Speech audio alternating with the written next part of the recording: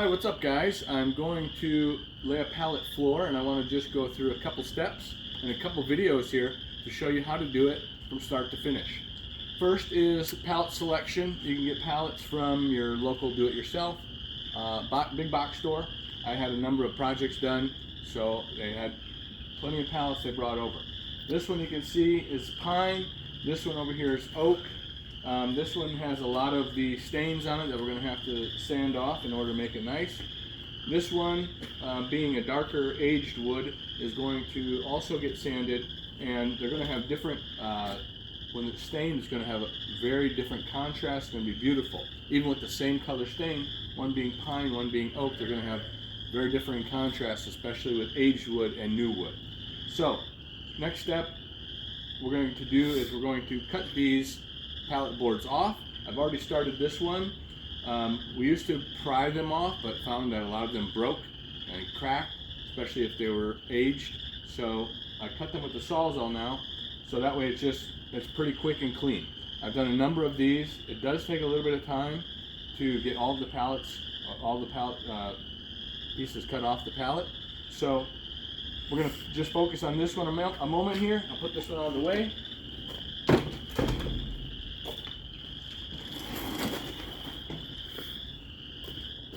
Normally I wear goggles and earplugs because it is loud and a lot of noise, and also you could get some metal debris as you're cutting these. You want to make sure you choose dry pallets, not have wet pallets, because it does chew up the blade faster as you're cutting more of the wood, or if it's rotted or wet. So you want to make sure your pallets are dry so you can just cut through the nails nice and clean.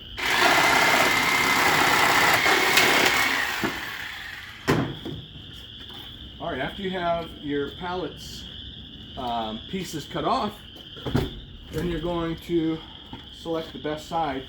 We like it of the more of the aged look that we're going to be putting in our sunroom, and so we're going to take and sand this now. We're not going to sand it smooth totally, we're not going to plane it, we're just going to sand it on a benchtop sander.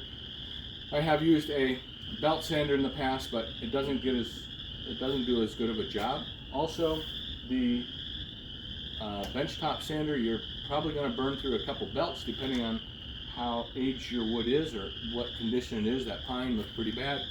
I'm also going to sand just the edges a little bit, so that way when we're putting it down we don't get any splinters, or if anybody's walking on it in the future, nobody gets splinters.